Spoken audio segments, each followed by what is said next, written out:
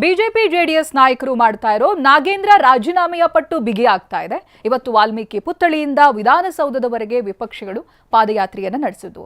ಮತ್ತೊಂದು ಕಡೆ ಬಿಜೆಪಿಗೆ ಕೌಂಟರ್ ಆಗಿ ಕಾಂಗ್ರೆಸ್ ನಾಯಕರು ಪ್ರತಿಭಟಿಸಿದರು.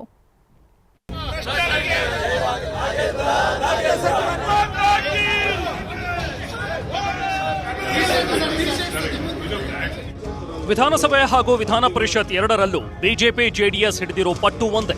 ಅದು ಸಚಿವ ನಾಗೇಂದ್ರ ರಾಜೀನಾಮೆ ಪಡೆದೇ ಸಿದ್ಧ ಅಂತ ಪಣ ತೊಟ್ಟಿರೋ ವಿಪಕ್ಷಗಳು ಸುಗಮವಾಗಿ ಕಲಾಪ ನಡೆಯೋದಕ್ಕೆ ಅವಕಾಶ ಮಾಡಿಕೊಡ್ತಿಲ್ಲ. ಈ ಜಟಾಪಟಿ ಸದ್ಯ ವಿಧಾನಸೌಧದ ಹೊರಗೂ ಪ್ರತಿಭಟನೆಯ ಕಿಚ್ಚು ಹೊತ್ತಿಸಿದೆ.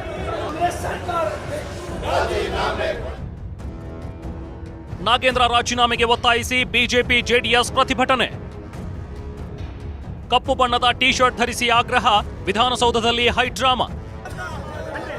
ವಿಷಯ ಅಂದ್ರೆ ಬಿಜೆಪಿ ಹಾಗೂ ಜೆಡಿಎಸ್ ಶಾಸಕರು ಇವತ್ತು ವಿನೂತನ ಪ್ರತಿಭಟನೆ ನಡೆಸಿದ್ರು. ಶಾಸಕರ ಭವನದ ಬಳಿ ಇರುವ ಮಹರ್ಷಿ ವಾಲ್ಮೀಕಿ ಪ್ರತಿಮೆ ಎದುರು ಹೋರಾಟ ನಡೆಸಿದ್ರು. ನಾಗೇಂದ್ರ ರಾಜೀನಾಮೆ ನೀಡಲಿ ಎಂಬ ಬರಹ ಇರುವ ಕಪ್ಪು ಟಿ ಶರ್ಟ್ ಧರಿಸಿದ್ರು. ಬಳಿಕ ವಿಧಾನಸೌಧದವರೆಗೆ ಪಾದಯಾತ್ರೆ ನಡೆಸಿದ್ರು.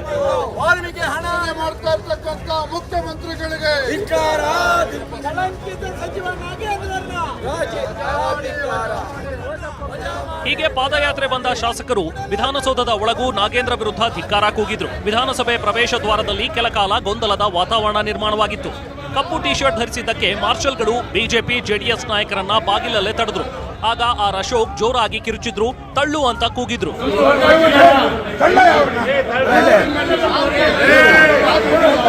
ನೋಡೋ ತನಕ ನೋಡಿದ ವಿಪಕ್ಷಗಳ ನಾಯಕರು ಮಾರ್ಷಲ್ಗಳನ್ನ ತಳ್ಳಿ ಒಳಗೆ ನುಗ್ಗಿದ್ರು.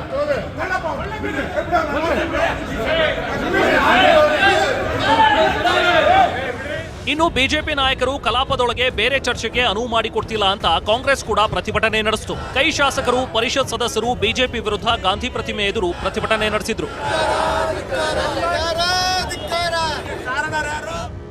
ಇನ್ನು ನಾಯಕರ ನಡುವಿನ ವಾಕ್ಸಮರವು ಅಷ್ಟೇ ತೀವ್ರವಾಗಿತ್ತು. ಟಿವಿ9 ಜೊತೆಗೆ ಮಾತನಾಡಿದ ಸಚಿವ ನಾಗೇಂದ್ರ ದಲಿತ ದಾಳ ಉರುಳಿಸಿದ್ರು. ದಲಿತರು ಮಂತ್ರಿಯಾದ್ರೆ ಬಿಜೆಪಿಯವರು ಸಹಿಸಲ್ಲ ಅಂತ ಆರೋಪಿಸಿದ್ರು. ಈ ಮಾತಿಗೆ ಬಿಜೆಪಿ ರಾಜ್ಯಾಧ್ಯಕ್ಷ ಬಿವೈ ವಿಜಯೇಂದ್ರ ತಿರುಗೇಟು ಕೊಟ್ರು. ಹಣ ಲೂಟಿ ಮಾಡುವಾಗ ದಲಿತರು ನೆನಪಾಗ್ಲಿಲ್ವಾ ಅಂತ ಪ್ರಶ್ನಿಸಿದ್ರು. ದಲಿತರ ಮೇಲೆ ಇರುವಂತ ಆಕ್ರೋಶ, ಇವತ್ತೇನು ಒಬ್ಬ ದಲಿತ ಇವತ್ತು ಮಂತ್ರಿ ಆದ್ರೆ ಸಹಿಸ್ಕೊಳ್ಳಕ್ ಆಗಲ್ಲ ಅವ್ರಿಗೆ, ಬಿಜೆಪಿ ಅವರಿಗೆ. ಇವತ್ತೇನು ದಲಿತರ ಬಗ್ಗೆ ಮೊಸಳೆ ಕಣ್ಣೀರನ್ನು ಹಾಕ್ತಾ ಇದ್ದೀರಲ್ವಾ ನಾಗೇಂದ್ರ ಅವರು, ಕಾಂಗ್ರೆಸ್ ಸರ್ಕಾರದವರು. ಎಲ್ಲಿತ್ತು ನಿಮಗೆ ದಲಿತರ ಪರವಾಗಿರ್ತಕ್ಕಂಥ ಕಾಳಜಿ? ವಾಲ್ಮೀಕಿ ಅಭಿವೃದ್ಧಿ ನಿಗಮದ ಹಣವನ್ನ ಲೂಟಿ ಮಾಡಬೇಕಾದ್ರೆ ದಲಿತರು ನೆನಪಾಗ್ಲಿಲ್ವಾ ನಾಗೇಂದ್ರ ಅವರೇ? ವಾಲ್ಮೀಕಿ ಅಭಿವೃದ್ಧಿ ಹಣವನ್ನ ಲೂಟಿ ಮಾಡಬೇಕಾದ್ರೆ ರಾಹುಲ್ ಗಾಂಧಿ ಅವರಿಗೆ, ಕೆ.ಸಿ. ವೇಣುಗೋಪಾಲ್ ಅವರಿಗೆ, ಡಿ.ಕೆ. ಶಿವಕುಮಾರ್ ಅವರಿಗೆ ದಲಿತರ ಹಣ ಅಂತೇಳಿ ನೆನಪಾಗ್ಲಿಲ್ವಾ? ಇವತ್ತು ದಲಿತರ ಮೇಲೆ ಅಂತೇಳಿ ನಾವು ಟಾರ್ಗೆಟ್ ಮಾಡ್ತಿದ್ವಿ ಅಂತ ನಮ್ಮ ಮೇಲೆ ಆರೋಪ ಮಾಡ್ತಿರಲ್ಲ.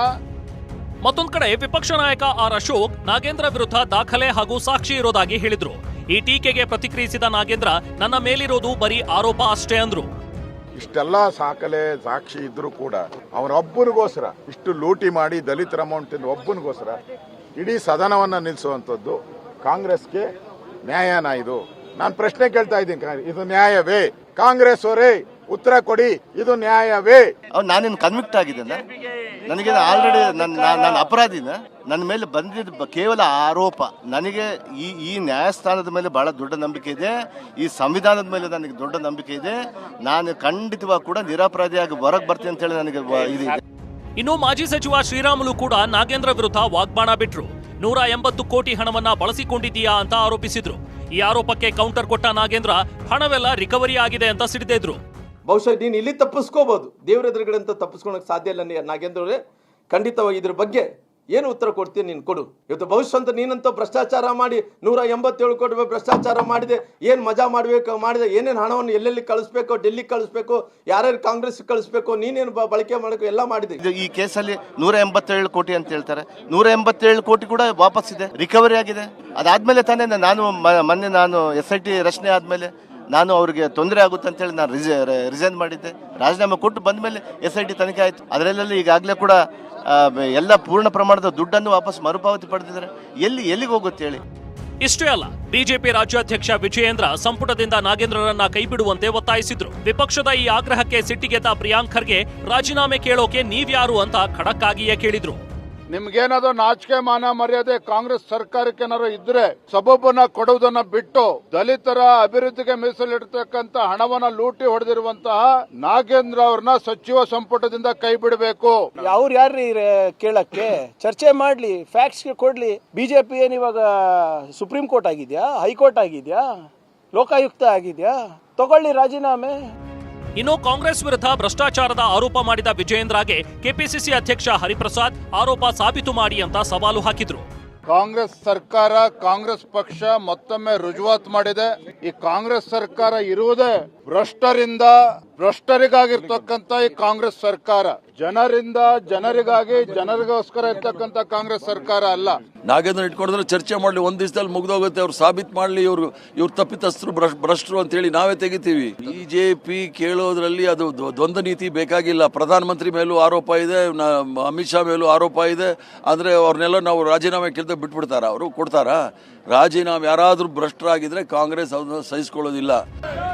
ದಿನ ಕಳೆದಂತೆ ಬಿಜೆಪಿಯ ಆಗ್ರಹ ತೀವ್ರಗೊಳ್ಳುತ್ತಲೇ ಇದೆ. ಮತ್ತೊಂದು ಕಡೆ ಕೈಪಡೆ ನಾಗೇಂದ್ರ ರಾಜೀನಾಮೆಯ ಪ್ರಶ್ನೆಯೇ ಇಲ್ಲ ಎನ್ನುವಂತೆ ತಿರುಗುಬಾಣ ಬಿಡ್ತಿದೆ. ಪ್ರಸನ್ನ ಜೊತೆ ಕಿರಣ್ ಹನ್ಯಾಡ್ಕ, TV9 ಬೆಂಗಳೂರು.